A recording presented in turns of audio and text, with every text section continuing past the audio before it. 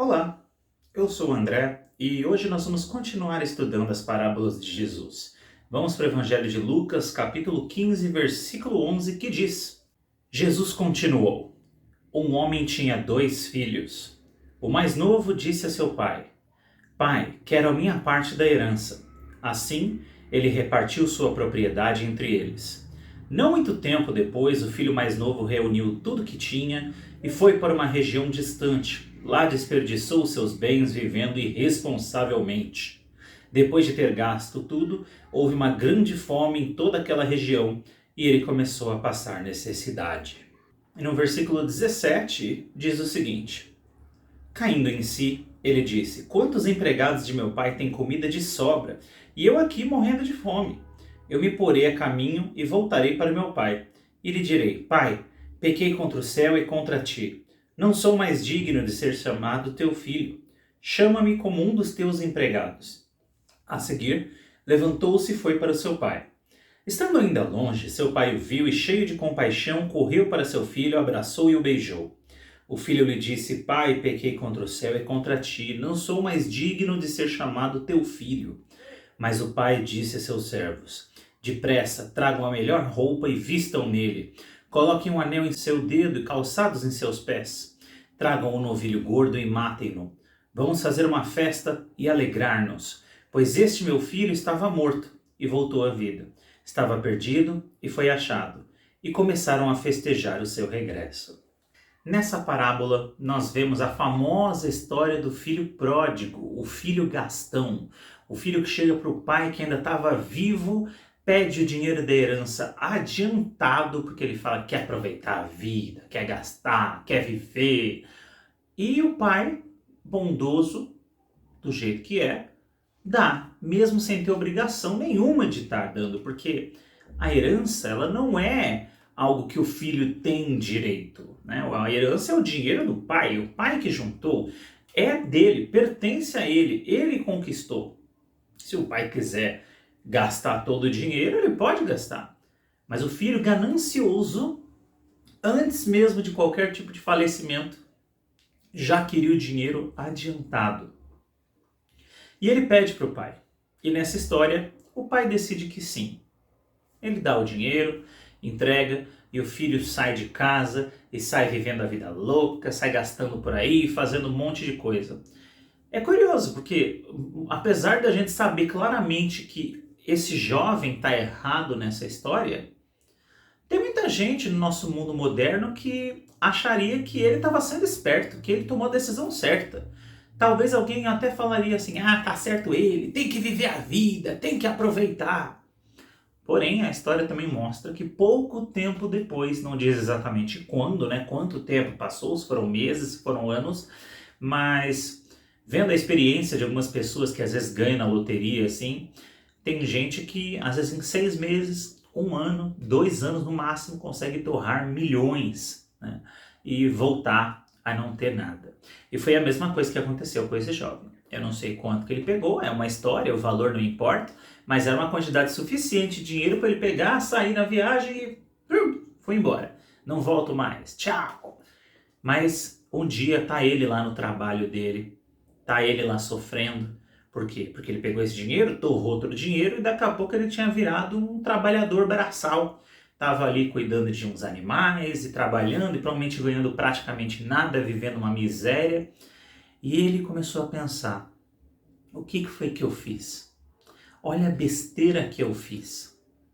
Eu estava muito errado. E ele entende que ele precisa voltar para a casa do pai, pedir perdão, se humilhar, e ele entende que é melhor ele voltar para casa e falar: pai, não me trata como seu filho. De agora em diante, se eu puder ser seu funcionário, seu trabalhador nessa fazenda aqui, já seria uma honra para mim. E o pai ignora tudo isso. O pai ele fala para os servos: pega uma roupa nova, pega um anel, pega a sandália, vamos festejar. Mas como assim festejar? Porque meu filho estava perdido, eu não sabia onde ele estava, eu não sabia se ele estava vivo, estava morto, estava bem, estava machucado, eu não sabia, ele estava sumido, desapareceu da nossa vida. Mas agora ele voltou. Agora ele voltou e isso é motivo de celebração. Isso é motivo de alegria. O meu filho está de volta em casa. Mas eu cometi muitos erros. Eu fiz muita coisa que eu não devia. Isso está no passado. Isso está no passado. O pai não se importa mais com isso. Ele não se importa com o dinheiro que o menino levou. Não se importa. O que importa é, o filho está de volta. Tudo está perdoado.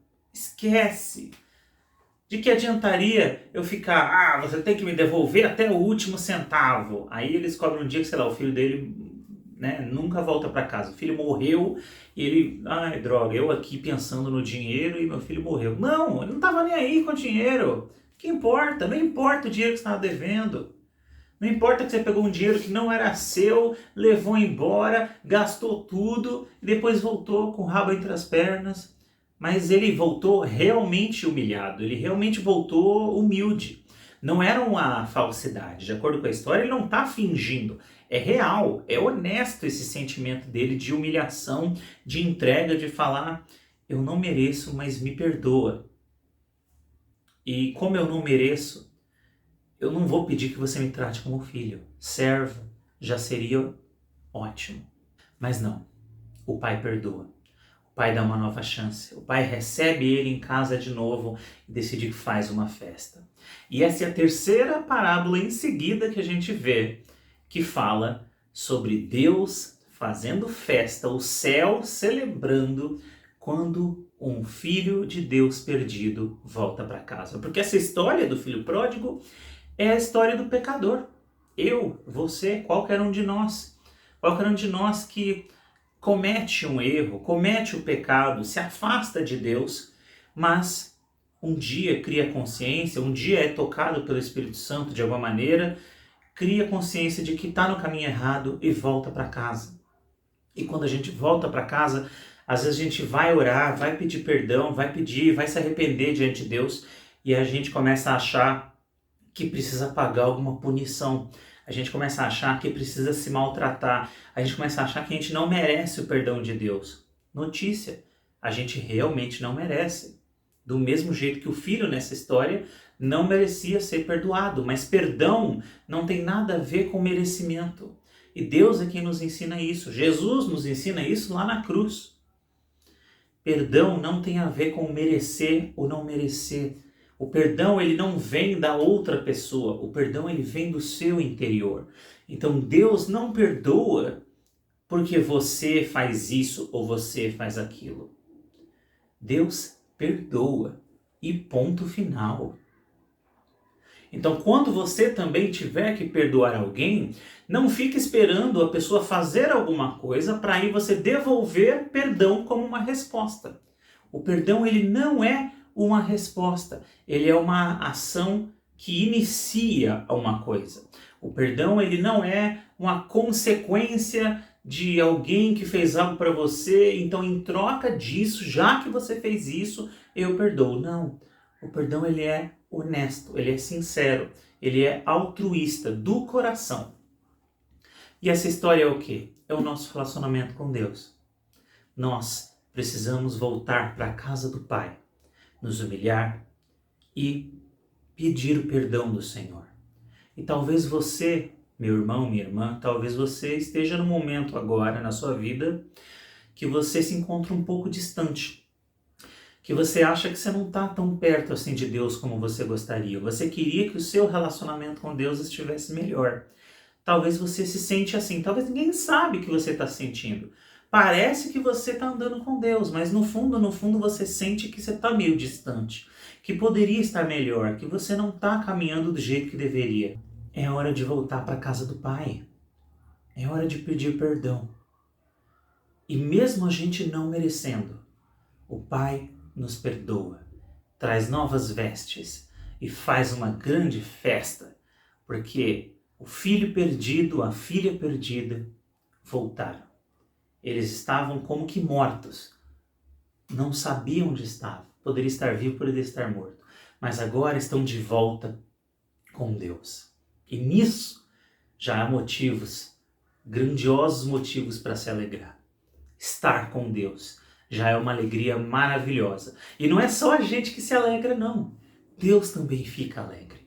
Deus é o Pai nessa história. Ele é que fica alegre. Ele é que faz festa quando a gente se arrepende e volta para os braços dele. Não perca mais tempo longe do Senhor. Não perca a sua vida, não perca seus dias, seus anos, sua juventude ou a sua idade maior. Não perca tempo longe do Senhor, porque o tempo que a gente passa longe de Deus é tempo perdido, completamente perdido. Mas não é o fim. Tudo que nós precisamos fazer, se nós estivermos longe de Deus, se você estiver longe de Deus, é voltar para a casa dele. Ore, fale com Deus, se arrependa, peça perdão, coloca para fora, fala as coisas que você fez. Não fala assim, perdão, desculpa qualquer coisa aí. Não, seja honesto, seja sincero, é terapêutico também, faz bem para você também. Não é só Deus que precisa te perdoar, você precisa se perdoar também. Fala as coisas que você fez. Admita os seus erros em voz alta ali, na sua oração, no seu cantinho. Ninguém precisa ouvir o que está falando, é você e Deus. Mas coloca para fora, abre o seu coração. Porque o perdão de Deus já está pronto. Ele já está só esperando você voltar para casa. Que vocês tenham um bom dia, fiquem com Deus, fiquem na paz. Até a próxima. Tchau, tchau.